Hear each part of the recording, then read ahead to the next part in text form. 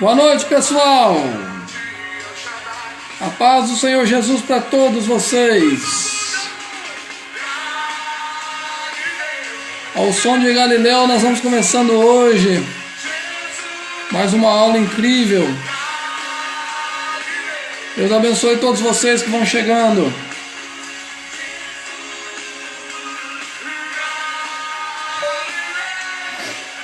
Boa noite, irmãos. A paz do Senhor, sejam bem-vindos. Irmão Wilson, Pedro, Claudirene, todos os nossos irmãos ibadianos, sejam bem-vindos em nome de Jesus mais uma vez. Vamos lá, gente. Pega o livro, caneta, papel, anotações. A aula hoje está sensacional, tá bom? Vamos nos preparar aí, irmão Arlene, Rodrigo, Amaral. Deus abençoe a todos vocês, viu, gente? Vamos comigo agora até às 9 e um pouco mais, pra gente aprender a palavra de Jesus, tá bom? Vou dar um tempinho para vocês pegarem papel, caneta, livro, ok? Pegue também aí um copo com água, fica pertinho aí, porque para não ter aquela correria, né? Para poder ficar saindo, distraindo a cabeça. E vamos, que hoje é capítulo 2 e é sensacional esse capítulo, tá, pessoal? Muito bem. Deixa eu pôr aqui. Deixa eu entrar aqui, muito bem. Ok, irmãos? Bom, sejam bem-vindos todos vocês em nome de Jesus. Nós vamos iniciar mais uma aula de hermenêutica, unidade 2, página 57, tá? Nós vamos falar desse composto hoje, tá? Os estilos literários da Bíblia, que é de extrema importância para a gente conhecer. Deixa eu achar aqui unidade 2, deixa eu sair aqui, que eu abri foi a 1 aqui, deixa eu ir para a unidade 2 aí, tá bom, pessoal? Então todos sejam bem-vindos aí em nome de Jesus. Deixa eu achar aqui isso, achei a unidade 2, agora vamos lá. Bom, pessoal, tá todo mundo me acompanhando aí? Graças a Deus, eu creio que tá tudo bem aí, né? Eu acredito que nós vamos ter boas notícias daqui uns dias aí. Nós vamos estar retornando. Divinópolis, as igrejas retornam hoje, tá, pessoal? Hoje já está tendo eventos aqui, cultos. Hoje, amanhã, domingo, tem escola dominical, domingo à noite, é uma benção. Retornamos. O IBAD de Divinópolis, segunda-feira já retorna, aula normal. Então, enfim, irmãos, Deus está nos abençoando aqui, tá bom? E nós vamos continuar orando para que isso aconteça em bom despacho também, ok? Que isso aconteça com todos vocês aí. Deixa eu puxar um pouquinho mais aqui. E aí a gente vai começar aqui a nossa aula abençoada. Tá bom, pessoal? Vamos lá. Ó, unidade 2. Pessoal, a Bíblia, por ser uma composição de livros, contém diversos estilos literários. Tá? Nós vamos falar de estilo literário agora. Os escritores sagrados utilizaram modos de escrita próprio do seu tempo, e a interpretação correta desses escritos varia de acordo com o estilo literário. Então nós vamos falar um pouquinho aqui. Deus abençoe a Bruna Faustino, está entrando com a gente aí também, tá bom? Deus abençoe. Nós vamos falar desses estilos literários, tá?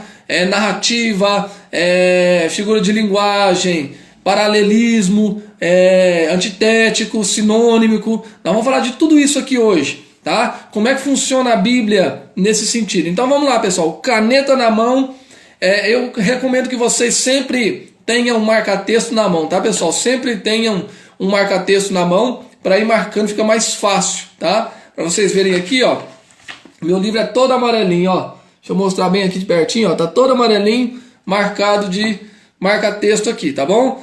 Para ficar mais fácil para a gente entender aqui. Então vamos lá. Capítulo de número 1, pessoal. O que nós vamos falar no capítulo de número 1? Nós vamos falar aqui, tá? Nós vamos falar sobre... Deixa eu falar aqui... Questões hermenêuticas da lei do Antigo Testamento. Nós vamos falar questões hermenêuticas do Antigo Testamento. Nós vamos falar da Torá, da lei. Como que a gente interpreta a lei mosaica, as leis de Moisés, né? Como a gente interpreta o Antigo Testamento, as leis do Antigo Testamento, que aproximadamente são 613 preceitos, sendo eles resumidos em 10 mandamentos, tá bom, pessoal? Então os primeiros 5 livros da Bíblia formam um conjunto, tá? Que nós chamamos de Pentateuco, que inclusive é o nosso próximo livro, tá? O nosso próximo livro, depois desse de hermenêutica, nós já vamos entrar no Pentateuco, e ele é muito bom de estudar. Vamos falar de muita coisa boa aí, tá bom? Criação, leis, enfim, saída do Egito, vamos desvendar muita coisa boa lá. Então, pessoal, os 5 primeiros livros da Bíblia a Bíblia é composta por 5 primeiros livros, chamado Pentateuco, ou no hebraico, a Torá, tá? A Torá, ou a lei de Moisés, ou a lei, que eles chamam também, né? A lei mosaica eles chamam de lei. Quando você vê falar na teologia, a lei e os profetas, a lei está falando do Pentateuco, da Torá, do Pentateuco, tá? Que é a antiga aliança aí. Então nós vamos aprender a interpretar isso, tá? Eles chamavam na antiguidade de lei, e nós vamos falar sobre isso. Por que nós temos que falar sobre a lei de Moisés?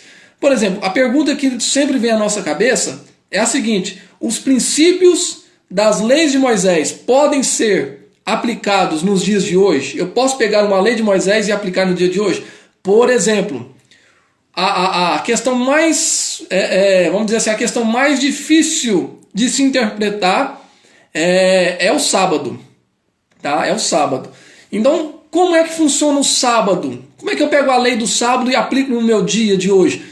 A igreja adventista do 7º dia, se você conversar com eles sempre vão bater na tecla que o sábado é uma ordenança, é um mandamento, deve ser cumprido. Só que o segredo do sábado, pessoal, na interpretação bíblica, aplicando-se a hermenêutica certa para interpretar a questão do sábado, nós vamos descobrir que Jesus se classificou sendo o Sabaote, o sábado. Ele diz: eu sou o Sabaote. A palavra Sabaote em hebraico é descanso, tá? É descanso. O descanso ali não está relacionado apenas com os homens. O descanso do Sabaote, o descanso que a Bíblia fala, o descanso que Deus colocou na lei, é para a terra. A terra é que descansará. Portanto, a ordenança era o seguinte: eles teriam que plantar, e a cada 7 anos eles deveriam dividir, né, a terra em 4 partes e revezando a plantação. Então, um terço dessa terra, uma parte dessa terra, não se plantaria nada. Essa terra se descansaria por um tempo. Então, à medida que você planta nas outras 3 partes, uma parte da terra descansa. Em 7 anos, faria isso na terra toda. De 50 em 50 anos, em geral, toda a terra deveria passar por esse processo de descanso. Então o segredo ali está voltado para a terra. Israel não cumpriu, não deixou a terra descansar, explorou a terra, explorou os recursos da natureza, né? Que nós falamos muito isso hoje numa matéria chamada sustentabilidade na administração empresarial, gestão comercial. A gente fala muito de sustentabilidade. Então o que eles fizeram? Eles exploraram o recurso que havia na terra, e por causa dessa exploração do recurso, tá bom? Deus abençoe a irmã Senildo que está entrando conosco aí. Por causa da exploração desse recurso, Deus vai puni-los, porque eles não deixaram a terra descansar. Ao invés de eles cumprirem aquilo que a Bíblia chamava de o ano do jubileu, que era de 50 em 50 anos, o ano sabático, o ano de jubileu, 50 anos, eles não cumpriram. Então a terra foi acumulando esse desgaste no recurso natural da terra. E aí chega uma época que Deus dá um basta nisso e fala: a terra vai descansar. E Deus fez o cálculo, a matemática, e chegou a um cálculo de 70 anos que o povo de Israel havia explorado o recurso da terra sem deixá-la descansar. E aí eles vão para a Babilônia em cativeiro e eles cumprem.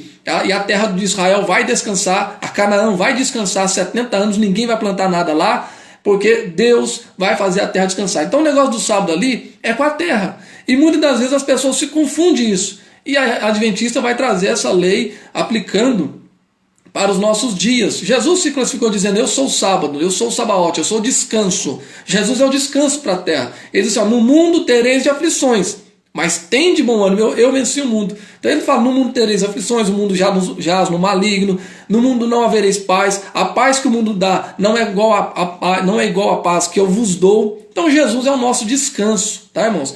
Então a pergunta é essa: será que eu posso trazer os princípios das leis mosaicas para os nossos dias? Pessoal, nós vamos aprender isso agora, nesse momento. Eu estou na página 57, 59, no capítulo 1, e nós vamos falar um pouquinho disso aí, tá? Então, outra pergunta também que o pessoal geralmente faz pra gente é a seguinte: as passagens que tratam da lei do Antigo Testamento, a realidade cristã é a realidade cristã da Nova Aliança? Ou seja, eu posso usar as passagens do Antigo Testamento. Deus abençoe a irmã Marley que está entrando conosco. Eu posso usar as passagens do Antigo Testamento e aplicá-los na Nova Aliança? Claro, gente, claro, mas eu devo entender o contexto histórico, ou seja, a historicidade do texto para aplicar no Novo Testamento, tá? Que nós falamos aqui na aula passada, nós falamos acerca da interpretação histórica, né? Daquela interpretação que os discípulos usavam lá ou melhor, os discípulos não, né? Os pais da igreja usaram lá de Antioquia, quando eles usavam aquela interpretação histórica, né? E a gente, histórico gramatical, esse é o nome verdadeiro, né? Histórico gramatical. Então eu tenho que saber usar isso aí. Então vamos lá. Para que a gente possa entender sobre a lei de Moisés no Novo Testamento, eu preciso entender que a lei veterotestamentária representa uma aliança entre Deus e Israel. Então tudo que nós vamos ver, pessoal, lá no Antigo Testamento, nas leis, Gênesis, Êxodo, Levítico, Número e Deuteronômio, todas as leis que nós encontrarmos ali, precisamos interpretá-las como sendo uma aliança de Deus com Israel, tá? Essas alianças, ou seja, o Antigo Testamento era comum estabelecimento de alianças. Então, por exemplo, Abraão faz uma aliança com Eliezer.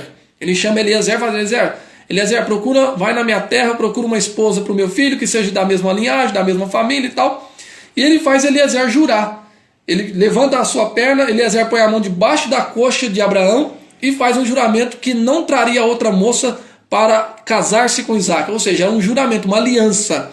Essa aliança não poderia ser quebrada de forma nenhuma. Essa aliança, se fosse quebrada, era passível de punição.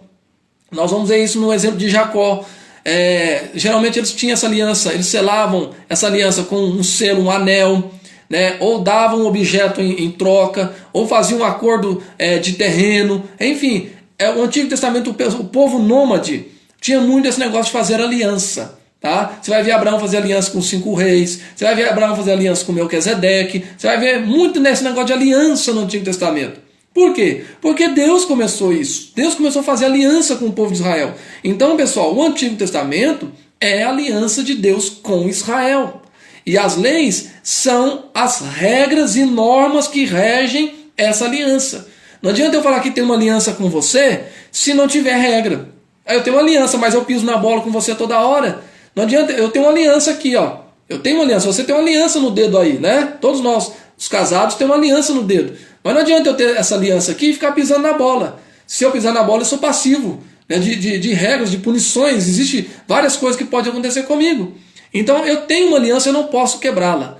E Deus fez aliança com Israel. Tá? Deus fez aliança com Israel para que Israel o adorasse, apenas o adorasse. Tá? Servisse a ele e o adorasse. Em troca disso, eles estariam habitando em terra que manasse leite e mel. Ali o mel das tâmaras, né? Não é mel de abelha, como muitos pensam por aí. O mel que Deus fala para Israel é o mel da tâmara, porque naquela região se plantava muito dessa árvore, e essa árvore é uma árvore que demora muito a crescer, se você planta ela vai dar seu fruto ao longo dos anos. Então eles colhiam, era um mel muito raro. Então a promessa de Deus é dizer isso: olha, eu vou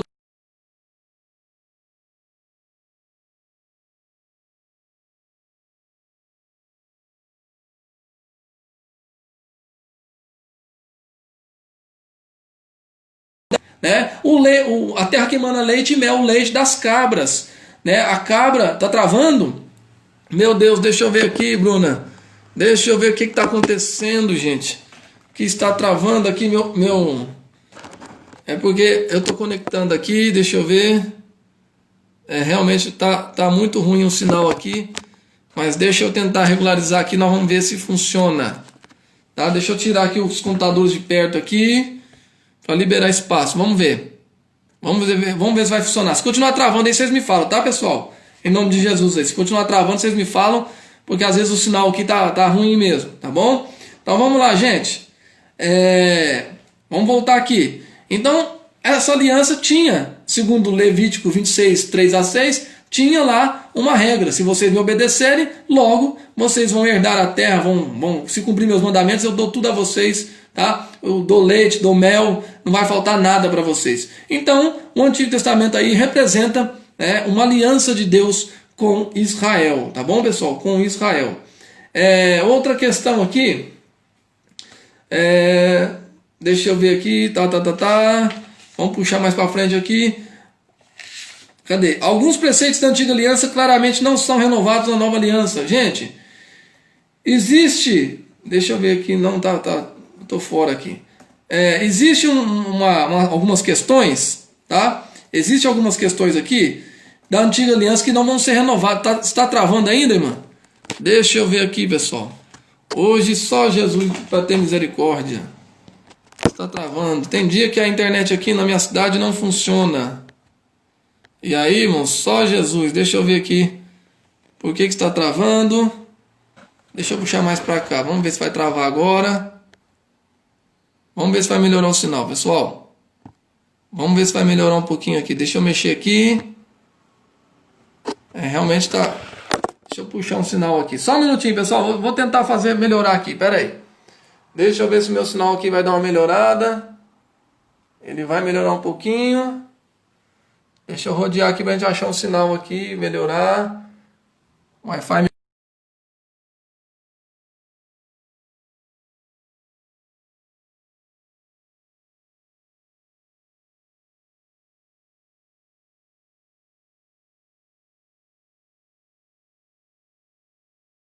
No Antigo Testamento não vão se renovar no Novo Testamento, tá? Elas não vão se renovar no Novo Testamento. E então, deixa eu ver aqui onde que eu tô, aqui onde eu parei. 1.1, ok. Deixa eu pular aqui. Deixa eu só voltar aqui, pessoal. Nossos dias, central limitada, frutífera. Capítulo 2 já está longe aqui. Então vamos lá. Então algumas leis não vão se renovar, tá, no Novo Testamento. Por exemplo, há pelo menos duas características presentes na lei do Pentateuco que não se aplicam aos cristãos. É a lei social e a lei prática, tá? Então o que é essa lei social? Nós vamos falar dessa lei social. As leis sociais são aquelas leis que nós classificamos ela. Tá travando ainda, pessoal? Ô Jesus, hoje só a prova, hein? Deixa eu tentar recuperar aqui, pessoal. Deixa eu tentar recuperar aqui, quer ver? Só um minuto, pessoal. Deixa eu tentar fazer funcionar aqui. Aí vai parar de travar de vez. Deixa eu mexer.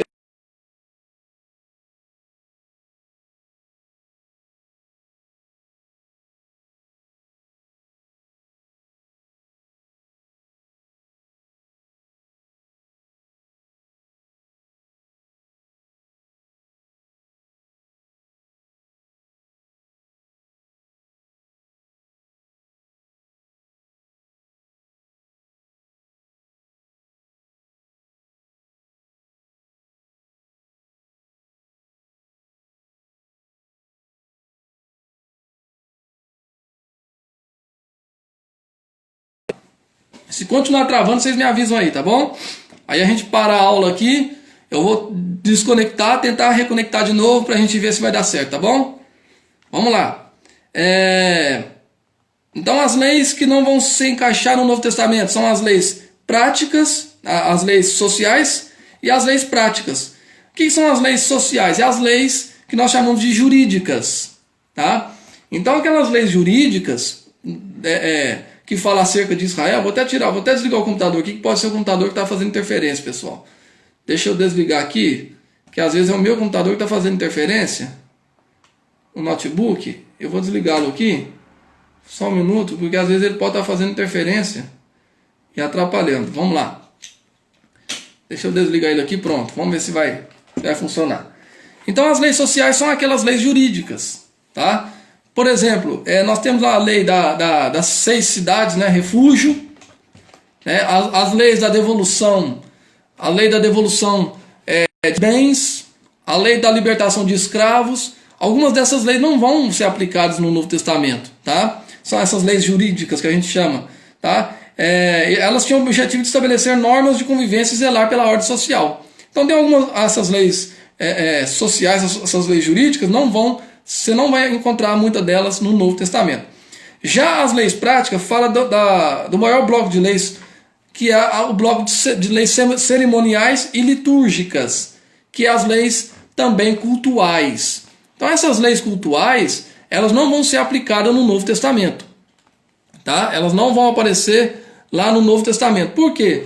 Porque a forma de culto vai mudar, pessoal. A forma de culto vai mudar. Tá? Então nós vamos ter agora no Novo Testamento um só sacrifício. Tá? Nós não vamos precisar mais de fazer sacrifício toda vez, matar um cordeiro e levar ele para o altar e ungir as 4 pontas do altar. Não vai ter esse processo mais, porque Jesus vai fazer isso de uma vez por todas. O sistema de culto vai mudar. Nós vamos ter acesso ao Santo dos Santos. Tá vendo, pessoal? Então tem algumas leis do Antigo Testamento que não vão se aplicar mais. As leis sociais e as leis práticas. Tá? Não vão se aplicar no Novo Testamento. Por quê? Porque nós temos uma nova aliança agora. Tá? Nós temos uma nova aliança no Novo Testamento. Então elas não vão se aplicar ali. Tá bom, pessoal? Tá dando para entender aí, pessoal? Quem tá entendendo aí, parou de travar aí? Faz um sinal com a mão para me ver aí. Se parou de travar, faz um joinha. Porque senão a gente tem que interromper aqui e tentar a nova conexão. Hoje eu estou sozinho em casa aqui. Minha esposa foi para o culto. E aí nós precisamos focar aqui, tá, pessoal? Parou de travar aí? Ou ainda está travando? Deixa eu ver aqui. Eu acredito que não vai estar travando mais não, pessoal. Tá, eu acredito que não. Deixa eu ver aqui. Deixa eu só sair do modo aqui que vai parar de travar de vez. Quer ver? Maravilha. Bom, irmãos, vamos retornar então. Melhorou agora. Tá bom? Vamos lá. Então vamos agora... Sem perda de tempo, já desliguei tudo que tinha que desligar aqui. E agora só Jesus mesmo, tá? Então vamos lá. Então entendeu aí, né? As leis cerimoniais e as leis sociais não vão se aplicar no Novo Testamento, tá bom, pessoal?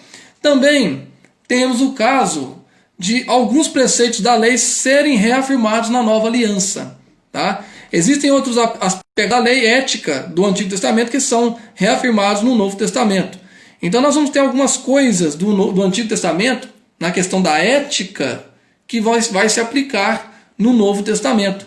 Tá? E Jesus faz um resumo geral de todas elas, lá em Mateus capítulo 5, versículo 21 a 48. Mateus capítulo de número 5, o versículo 21 a 48, só vou dar o título para vocês aqui. Mateus capítulo 5, que é o Sermão do Monte, né? Jesus vai refazer a aplicação da lei. Mateus capítulo 5, versículo 21 a 48. Cadê ele? Ele vai falar... Cadê? Ouviste que foi dito, não matarás, aquela coisa toda que Jesus reafirma, né? Não matarás, mas qualquer que matar será réu de juízo, tá? Não trouxeste tua oferta ao altar, e aí vai falar de oferta, vai falar de altar. Essa passagem bíblica aqui relata como se fosse um julgamento, né? E aí então Jesus vai dizer, olha, se você não cumprir a ética, né, você vai ser passivo de julgamento, você vai ser passivo de punições de leis. Então, no que tange, a lei cerimonial não está aplicável para o Novo Testamento. A lei social de convivência também não está aplicável no Novo Testamento. Mas a relação à lei ética, ela se aplica no Novo Testamento. Tá? A questão do casamento, a questão do marido de mulher, a questão do divórcio, tudo questão ética, Jesus vai aplicá-la. Então, pessoal, para interpretar o Antigo Testamento, eu preciso entender um pouquinho disso. Claro que na aula aqui eu estou acelerando mais, porque nós temos que fazer 5 capítulos hoje, né? Então fica um pouco bem resumido aqui, e ainda mais por vídeo, que é muito mais difícil, né? Então eu estou resumindo aqui, mas leia em casa aí a página 63, 61, 62, você vai entender essas leis aí, tá bom? Bom, pessoal, quais são as leis, tá? Leis incomuns aos nossos dias, que não são comuns nos nossos dias. Por exemplo, a lei do alimento, tá? Por que Deus cuidou dessa questão do alimentar de Israel? Tem um texto em Levítico 11, capítulo 11, verso 4 a 7, que o autor diz assim, ó, os seguintes, contudo, não comereis dentre os que ruminam e dentre os que têm a unha fendida, o camelo não comerás. Depois ele fala aqui do querogrilo não comerás, ele fala também da lebre que não comerás e do porco. Por que essas leis, né, não se aplicam nos nossos dias? Tá? Por que essas leis eu não posso trazer? Gente, pensa comigo. A cultura de Israel, onde aquele povo estava, era deserto, sol quente, 40 graus na sombra, brincando, né? A coisa ali era muito séria.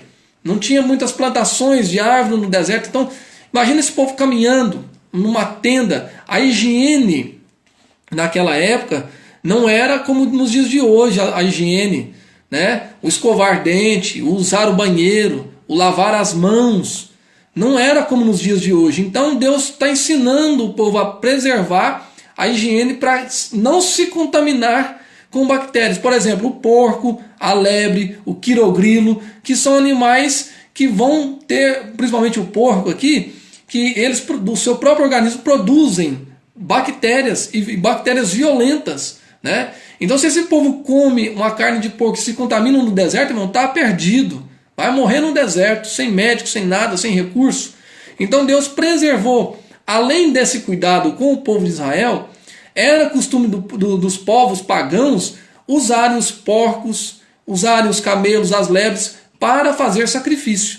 Então Deus não quer que o seu povo se misture. Deus não quer que eles usem esses animais para fazerem sacrifícios e nem para comer. Por quê? Porque se fazem sacrifício com eles, imitam o mundo pagão. E se comem, vão se contaminar com vermes, com bactérias, e aí vão ter problema. E além disso, pessoal, Deus tinha um cuidado muito grande com a saúde e o físico daquele povo. Andar no deserto, irmão, não é brincadeira. Para vocês terem ideia, tá? Só para vocês terem ideia, quando Deus fala para Abraão assim, sai da tua parentela e vai para o lugar que eu te mostrarei, da cidade de Ur dos Caldeus, onde Abraão saiu, até chegar em Canaã, ele tinha duas rotas para fazer. Ele poderia passar pelo deserto, ou cortar a margem do deserto, ou passar por fora do deserto. As duas opções ele tinha. Porém, a primeira opção, que era passar pelo deserto, que ele diminuiria o caminho, que seria mais perto, era inviável para o rebanho, porque não teria água e nem alimento para o rebanho no deserto. Então, se Abraão saísse de Ur dos Caldeus e passasse por dentro do deserto a chegar em Canaã, seria o caminho mais perto. Mas ele perderia o seu gado e até mesmo a sua família e quem sabe até a sua própria vida, porque o deserto, além de ser quente, não tinha alimento. Então Abraão escolhe o quê? Ele escolhe passar pela margem do deserto, ao redor do deserto, né? na entrada do deserto. Então, do caminho de Ur dos Caldeus até Canaã, deu-se 2.400 quilômetros. Tá entendendo aí, pessoal? Entendeu isso aqui? De Ur dos Caldeus, passando pela margem do deserto, não por dentro do deserto, mas passando pela margem do deserto. Nós vamos falar isso lá na geografia bíblica. De Ur dos Caldeus até Canaã, 2.400 quilômetros de a pé. Carregando menino, carregando gente, carregando sobrinho, carregando pai, carregando camelo, carregando tenda. Enfim, pessoal, você acha que um povo desse poderia ter qualquer tipo de alimento? Você acha que um povo desse poderia comer feijoada todo dia, comer um hambúrguer, uma pizza todo dia? Não pode. Tem que comer uma comida saudável. Andar 2.400 quilômetros de a pé, irmão. É inimaginável um negócio desse. Quantos meses eles gastaram para atravessar isso? Então Deus tem esse cuidado. Por isso que a lei alimentícia é incomum nos nossos dias, tá? É incomum. Por quê? Porque hoje nós temos muita facilidade, tá? Muita facilidade. Então o que eles comiam? O animal mais utilizado naquela época era a ovelha, que segundo o historiador aqui, Phil Sturt, eles dizem o seguinte: segundo especialistas nas alergias aos alimentos, a ovelha é a menos alérgica de todas as carnes principais. Então, de todas as carnes principais que nós podemos imaginar, no Brasil as carnes principais aqui é do boi, né? A carne bovina, a carne suína e a carne de peixe, né? E a principal é a carne bovina. Então, dentre as principais carnes, a de ovelha é a que menos causa alergia e contaminações. Então, por isso que Deus ordenou que eles criassem ovelha. Até eles sabiam disso, né? Os nômades tinham essa prática, era o pastoril, de pastorear ovelhas, criar ovelhas, tanto para vender a lã, quanto para se alimentar, comer, enfim, porque trazia menos alergia. Imagina uma pessoa toda empolada num deserto de 40 graus. Não vai funcionar, tá, pessoal? Então, por isso que essa lei alimentícia não cabe aos nossos dias de hoje, tá? Mas, enfim, fica a dica aí para você tomar cuidado com a sua alimentação também. Leis acerca do sacrifício, gente. O que eram essas leis? Tá? Esta lei apontava para o futuro e a perfeição. Tá? O que era a lei do sacrifício? Sacrificar os animais. Tá? No Novo Testamento, o incentivo é o amor na distribuição de renda social. Então, naquela época, Deus falou para eles, olha, farás chegar o novilho diante da tenda, você vai trazer o novilho, vai todo mundo da sua casa põe a mão na cabeça do novilho e mata. Derramou o sangue, pega o sangue, vai no altar, unge as pontas do altar, o sumo sacerdote unge as pontas do altar, e você pega, deixa a oferta e vai para tua casa e come o sacrifício, e tinha todo um processo ali, tá? Mas, pessoal, no Novo Testamento não se cabe mais o sacrifício. Se você perguntar para mim assim, pastor, tem algum israelita hoje que faz sacrifício? Não. Eles não fazem mais sacrifício, tá? E aí cabe a nós estudar, não é o caso a gente falar aqui por causa do tempo, mas cabe a nós estudarmos o porquê deles não fazerem mais sacrifício, até porque o IBAMA e as leis protegem os animais hoje, não permitiria jamais uma coisa dessa, tá? Então o judaísmo hoje é totalmente diferente do judaísmo antigo, tá? Mas naquela época se sacrificava. No Novo Testamento não vamos ver muito o sacrifício de animais. Já na época de Jesus não vamos falar muito do sacrifício de animais. Não vai aparecer tanto sacrifício de animais, tá? Por quê? Porque agora o incentivo é o amor, tá? O incentivo é o amor. Tá? Tanto como a questão alimentícia, como a questão sacrificial, pessoal, né? Deus, na questão alimentícia, Deus se preocupou muito pela saúde e para que eles não chegassem à idolatria, e outra coisa também para que houvesse uma igualdade na distribuição de renda social, tá? Isso está na Bíblia. Deus se preocupava até com a renda social, a distribuição da renda social de Israel. Então Deus vai permitir essas coisas aí para eles, tá bom? E já no Novo Testamento, o incentivo da distribuição de renda social é o amor, o que está faltando em muitos dos nossos governantes, tá bom? Vamos lá, pessoal. Outras leis específicas. Deus abençoe. João Carlos está entrando conosco aí. Outra lei específica, tá? Guardareis os meus estatutos, Levítico 19:19. Guardareis os meus estatutos, não permitirás que se cruze o seu gado com espécie diversa. Não semearás o teu campo com semente diversa, não vestirás roupa tecida de materiais diversos. Deus não queria que eles misturassem os animais, cruzassem os animais misturados. Deus não queria que eles fizessem enxertos em sementes, tá? Mistura de semente. Deus não queria que eles fizessem roupas de tecidos diversos. Por quê? Porque ali, pessoal, essas coisas estavam também relacionadas ao mundo pagão, tá? Estava relacionado ao mundo pagão. Por quê? Porque o povo pagão era muito supersticioso. E eles acreditavam num negócio chamado fertilidade.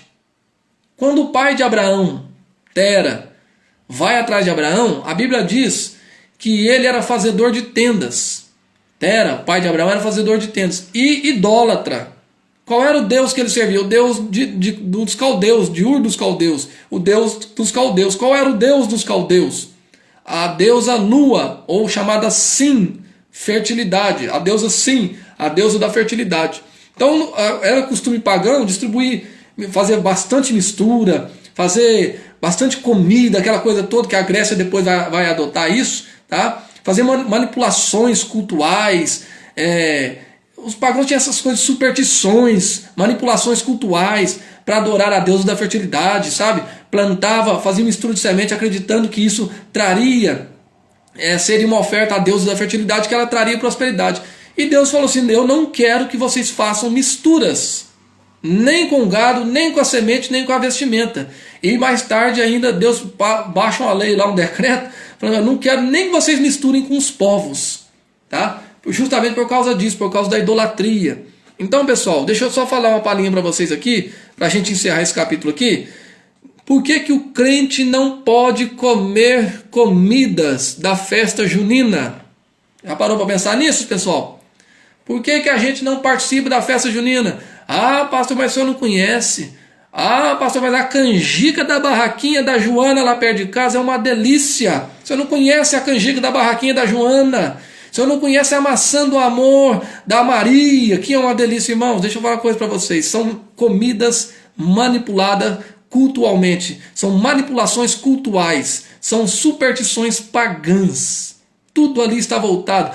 Embora as pessoas católicas, embora o catolicismo, os praticantes dessa festividade junina, não muitos deles, pode dizer que 99% deles que fazem essa festa, não tem nem noção do que é o significado de cada alimento ali. 99%, posso chutar alto assim, sem medo de errar e ser feliz. 99% não sabe a causa, tá? Porque é oferecido aos santos. E a maioria deles, Claudirene, nem sabe porque o significado daquelas comidas, de onde surgiu. E a maioria daquilo ali, pessoal, é sacrifício, manipulações cultuais à deusa da fertilidade. Por exemplo, a maçã do amor é uma forma de um sacrifício, tá? À deusa da fertilidade, a deusa grega da fertilidade, tá? Que lá no tempo de Paulo é chamada Diana, né? Artemis, Diana, e hoje é chamada de Pombagira aí no centro de Umbanda, né? No Candomblé é chamado de Pombagira, é a deusa Diana, a deusa Artemis dos Efésios, né?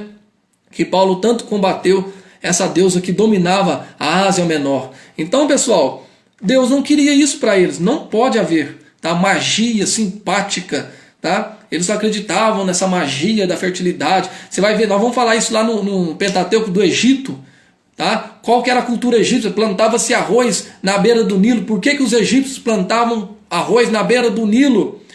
As 10 pragas do Egito, tá? São 10 deuses que Deus abateu no Egito. Sabia disso, irmãos?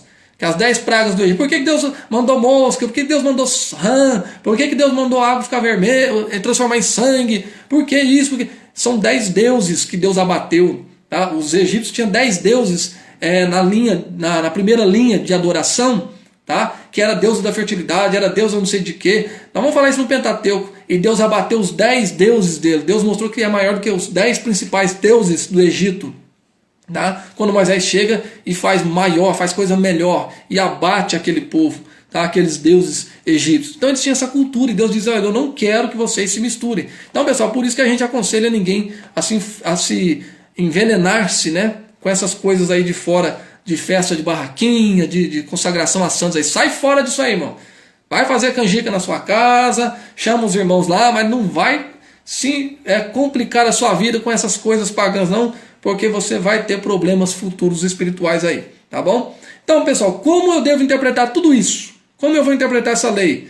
Tá? Ao ler o texto, estou na página 64 aí. Ao ler o texto sobre a lei da Antiga Aliança, o intérprete deve atentar para a categoria das leis mencionadas, levando em conta o contexto histórico de tais preceitos e, no caso de tratar de mandamentos específicos para os hebreus, não aplicá-los literalmente à realidade atual. Então, por ser as leis, tá? Mandamentos específicos para os hebreus, elas não se aplicam a nós. Elas não se aplicam a nós, tá? As leis de Levítico. As leis de Levítico. Tá, irmãos? As leis de Levítico. Tem gente aí que pode questionar, pastor, mas e o dízimo? Tá? O dízimo é outra coisa, tá? O dízimo se tornou eterno por causa de Melquisedeque. Porque Abraão deu oferta para Melquisedeque e Jesus herdou o sacerdote de Melquisedeque, que é um sacerdote eterno, um sacerdócio eterno, então o dízimo é eterno, tá? É espiritual, é físico e espiritual, é eterno. O negócio agora tem que ir para a eternidade. Então nós temos que pensar nisso aí, tá bom?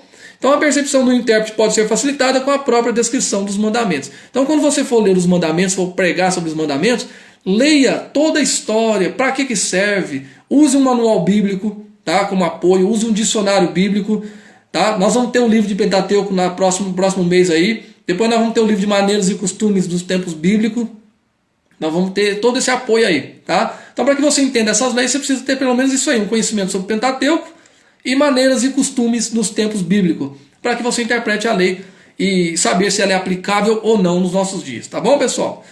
Ficou entendido aí? Espero que vocês tenham entendido a questão do capítulo de número 1, que é as questões da lei do Antigo Testamento. Então vamos falar agora das narrativas. Tá? Então nós falamos primeiro da lei, que era um estilo, tá, do Antigo Testamento. Agora nós vamos falar das narrativas, as histórias, tá, pessoal? Agora vai ficar gostoso para a gente entender, tá? Agora vai ficar melhor para a gente entender, porque as histórias são emocionantes e nos chamam muita atenção. Então o Antigo Testamento, pessoal, registra 40% das histórias bíblicas. Então não tem como eu desprezar o Antigo Testamento. 40% das histórias bíblicas estão no Antigo Testamento, tá? Então, o Antigo Testamento nós precisamos ler com muito carinho, tá? O que tange na hermenêutica, como podemos fazer o uso desses textos? Como é que a gente vai usar os textos das narrativas, das histórias de Israel para os nossos dias? Então nós vamos aprender isso, tá?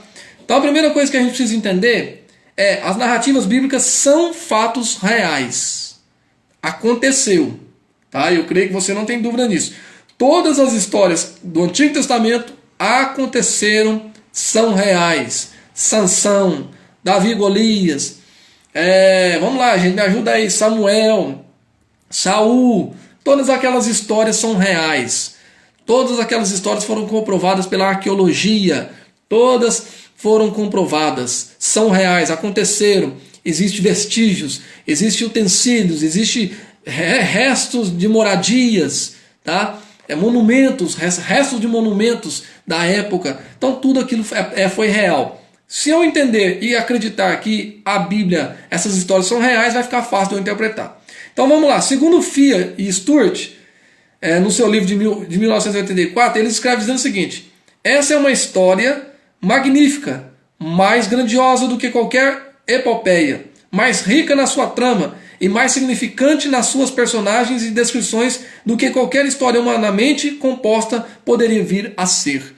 Então, olha o que o Fiat Stuart, esse teólogo, está dizendo para nós: que a história da Bíblia é magnífica e mais grandiosa do que qualquer outra história que a gente já ouviu.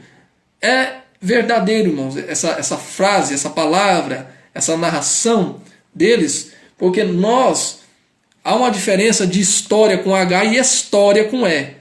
História é quando eu vou contar um conto improvável. Saci Pererê, mula sem cabeça, boto do Amazônia, né? Que mais aí? Essas histórias improváveis, né? Que vários escritores aí, Suassuna, outros personagens aí, escritores famosos no Brasil, escreveram, tá? Tantas mensagens aí. Deus abençoe o Carlos que está entrando conosco aí, tá bom, Carlos Mateus? Deus te abençoe em nome de Jesus. Então essas histórias são improváveis. Ninguém viu, ninguém sabe, o caboclo d'água, essas coisas aí que o pessoal gosta de contar aí, história das antigas aí. Isso é história, são fatos improváveis. A Bíblia contém histórias, são fatos reais que aconteceram e foram comprovados. Bom, se eu creio nisso, pessoal, então eu vou conseguir interpretar. Ao lermos as narrativas das Escrituras, estamos na página 68 aí, tá? Ao lermos as narrativas das Escrituras, não encontramos omissão de ações dos heróis da trama. Por que a gente é confiável às narrativas da Bíblia? Porque quando o herói venceu, ela registrou. Mas quando o herói fracassou, ela também registrou. Você não vai ver nunca o curupira fracassando. Você nunca vai ver a sereia fracassando. Você nunca vai ver as histórias improváveis de contos de fada alguém fracassar. Sempre tem um final feliz. Era uma vez e foram felizes para sempre. Não é assim que termina? Na história bíblica, não. A história de Saul começou, era uma vez, terminou, foi infeliz para sempre. A história de Saul. A de Mefibosete começou, era infeliz, era uma vez um infeliz, e terminou, foi feliz para sempre, ao lado da casa do rei. Então, pessoal, as histórias são reais. Ela conta a fraqueza, a fortaleza, onde eles venceram, onde eles erraram, o que eles fizeram. Então, o que a gente chama de magnífico na Bíblia é isso. O que nos faz apaixonar por esse livro, né, pela Bíblia, pelas histórias bíblicas, é isso. É porque todas elas são fatos reais que de fato aconteceram, tá? Isso, para você entender, irmãos, não existe omissão histórica, o que fortalece a credibilidade da Bíblia, tá? Por exemplo, eu vou te falar pelo menos 3 fatos que fortalecem a credibilidade da Bíblia. Eu posso confiar na Bíblia? A Bíblia é confiável mesmo? O que eu vou olhar? Quais os requisitos que eu tenho que olhar para confiar na Bíblia? Primeiro, registro dos autores. Tá? O registro dos autores. Os autores registraram no seu cotidiano, foram fatos reais. Os autores são existentes, eles existiram, foi comprovado isso.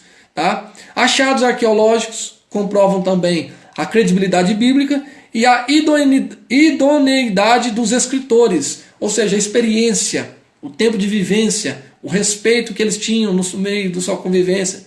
Moisés, Samuel, tá? Quem mais? Nós vamos ter lá Davi, tantos outros, Isaías, Ezequiel, Daniel. São homens respeitados no meio do seu povo. E quando você tem uma pessoa que é respeitada no meio do povo, é claro que quando ela conta uma história, quando ela fala alguma coisa, aquele fato a gente vai confiar. Né? É a mesma coisa do pastor Elvio aí. O pastor Elvio contar uma história aí, você vai acreditar, porque é idoneidade, é credibilidade, o registro do autor é bom, o autor é bom, é confiável. Então isso traz credibilidade à Bíblia, às histórias da Bíblia, tá bom? Deus abençoe o Daniel que está entrando conosco aí, tá bom? Em nome de Jesus, seja abençoado aí. Então o que nos chama a atenção é isso, não existe omissão na Bíblia, tá? Existem 3 dimensões das narrativas bíblicas. A primeira, dimensão superior. Anote o que eu vou dizer para você aí, do lado aí da palavra, da frase dimensão superior na página 68, anote o que eu vou dizer para você. Universalidade factual. Vou te dar até um tempinho para você assimilar isso aí. Universalidade factual. Anote isso aí, por favor. O que é isso aqui, gente? A dimensão superior é a universalidade factual. É a universalidade do fato. É a história que serve, tá? É um livro judaico-cristão que diz respeito exclusivamente aos judeus e cristãos. Sua mensagem deixa claro que tem relevância universal. São fatos que aconteceu, uma história universal, uma história que aconteceu entre um judeu cristão, mas que serve para exemplo de toda a humanidade. Por exemplo, a história de Sansão e Dalila, né, serve como um fato universal, o pecado de Sansão com Dalila, Davi e Betseba, o que mais? São fatos que mudaram a história, que servem como universais, né? São fatos universais que servem de exemplo para toda a humanidade. Fatos que servem para a gente seguir de exemplo e fatos que servem para a gente não seguir de exemplo. São fatos universais. É a dimensão superior. É quando a história ela abrange o judaísmo, o contexto judaico, a pessoa, o judeu da época que participou da história, que viveu a história, mas também que pode ser aplicada nos nossos dias. A gente chama isso de dimensão superior. Tá? Ela aponta, as narrativas bíblicas apontam um caminho pavimentado por Deus para a chegada do Salvador no mundo. São fatos que aconteceu, por exemplo, a história de Abraão e o sacrifício de Isaac. Aponta para uma universalidade factual. Um fato histórico, universal. Vai acontecer algo semelhante. E aconteceu no sacrifício de Jesus. Então, essas histórias Deus usou para apontar, tá? Para apontar o caminho para a chegada do Salvador. Deus abençoe aí a Pamela e o Guilherme que está entrando conosco para nos assistir aí também, tá bom? A dimensão intermediária, vamos lá, pessoal, para a gente encerrar aqui o capítulo 2, vamos lá. A dimensão intermediária. O que é isso? É o exercício factual. À medida que a dimensão superior é universalidade factual, a dimensão intermediária, superior, intermediária no meio, ela é um exercício factual. Por quê?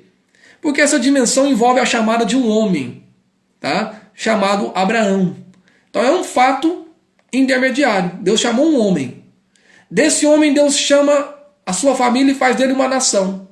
Da nação que esse homem criou, dos descendentes desse homem chamado Abraão, Deus usou esse povo para servir de exemplo para o mundo, para a sua época, o seu contexto da época e para o mundo. Ou seja, é um fato intermediário. Tá?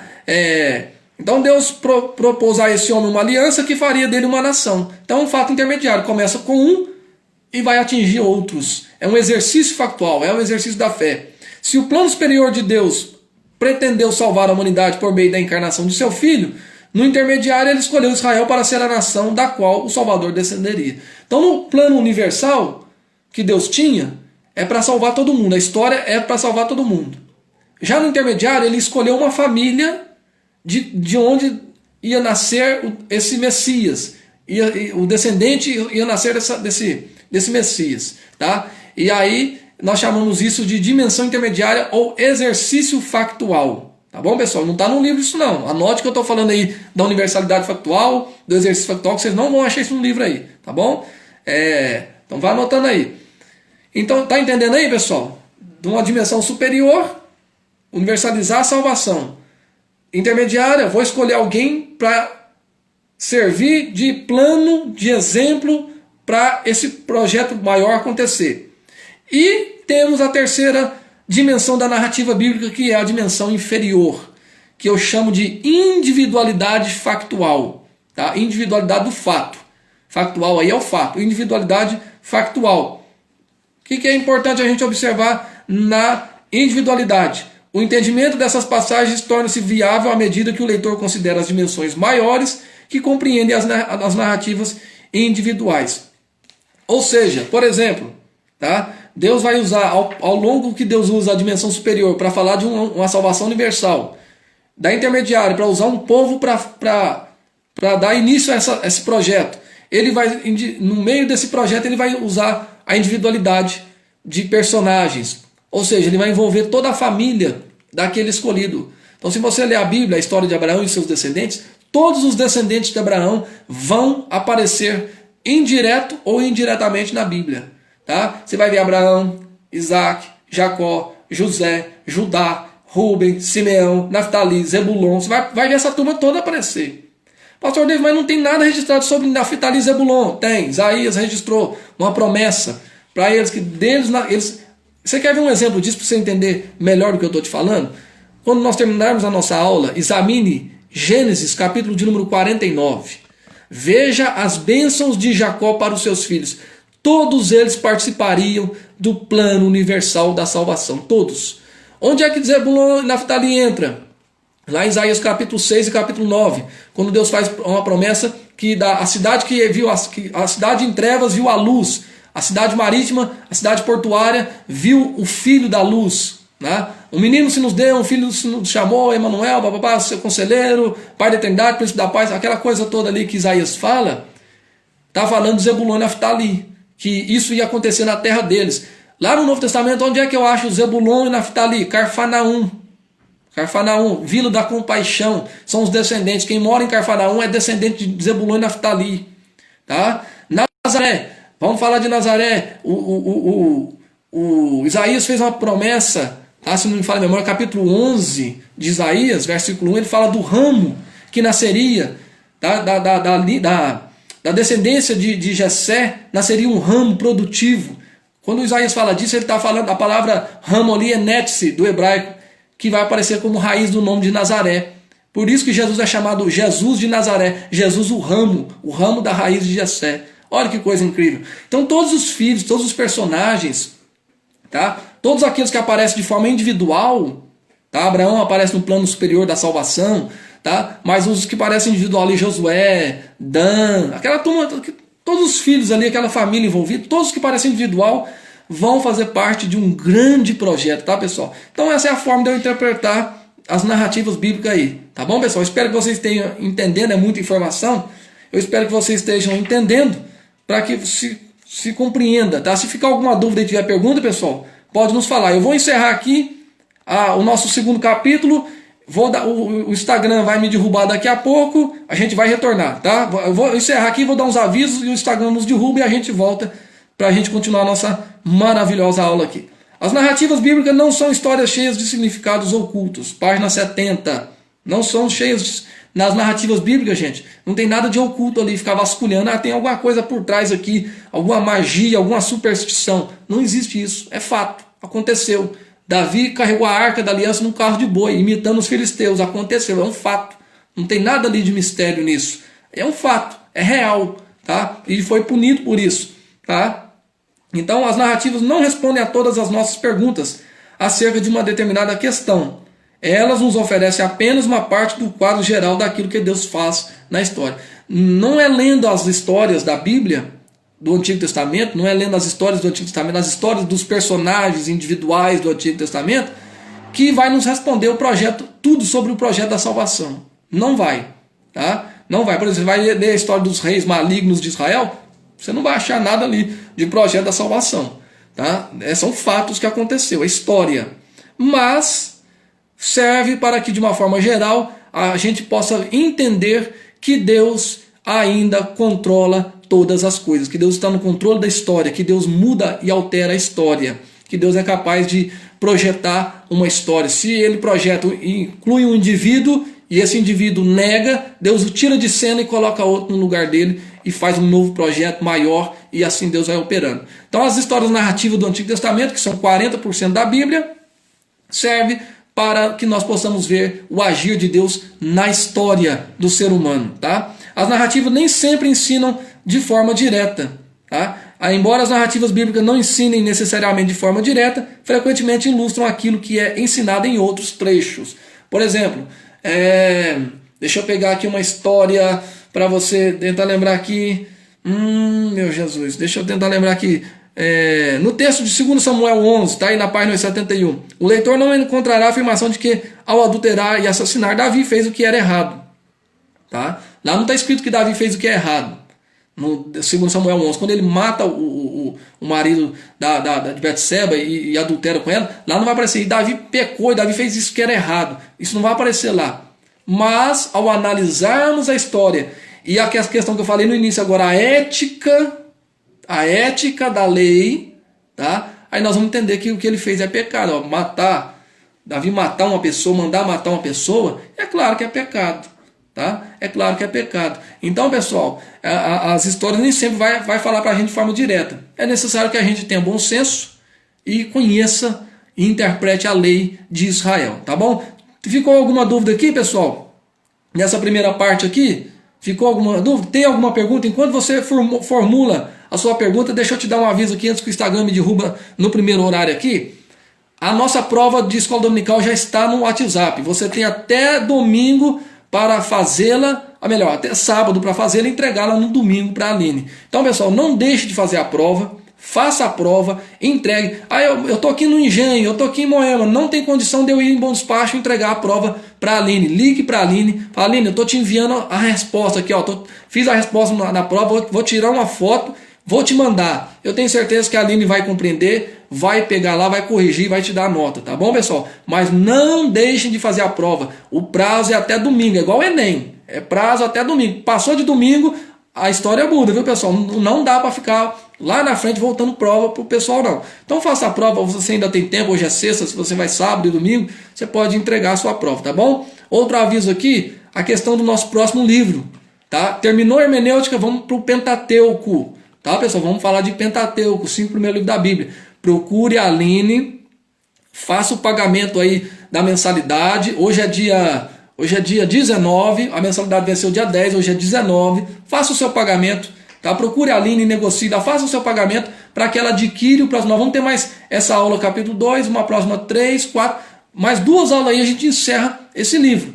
E aí, pessoal, com essa pandemia aí está atrasando a chegada dos livros aí no correio. Então não deixe para a última hora não, procure, acerte a sua mensalidade. Tá bom? Converse com a Aline aí, eu tenho certeza que ela vai te orientar aí como é que você vai fazer o depósito, como é que você vai chegar até ela com o pagamento, e aí você vai comprar o seu livro do Pentateuco e vai dar tudo certo, tá bom? Então os 2 avisos que eu dei no primeiro horário aqui, mensalidade, acerte aí, fique em dia com o IBAD, e também a questão da prova, não deixe para depois para você fazer a sua prova, tá bom, pessoal? É os avisos que eu tenho para dar para você aí. Bom, o Instagram, eu estou guardando o Instagram me derrubar aqui. Vamos começar o capítulo 3, tá bom? Vamos começar o capítulo 3. Eu vou encerrar aqui, tá? Eu vou encerrar aqui por alguns minutinhos e já retorno, tá bom, pessoal? Um minutinho, toma água, corre no banheiro, pega papel, mais papel, caneta aí para fazer anotações, tá? Formule perguntas, mande para mim, gente, as perguntas. Cadê o povo que pergunta aí? Ou faça comentários, tá? Você pode fazer comentário, ninguém vai rir de você. Pode comentar aí, pode falar, pastor, quero comentar. Comenta aí, irmão. Tá? Me ajude, seja interativo.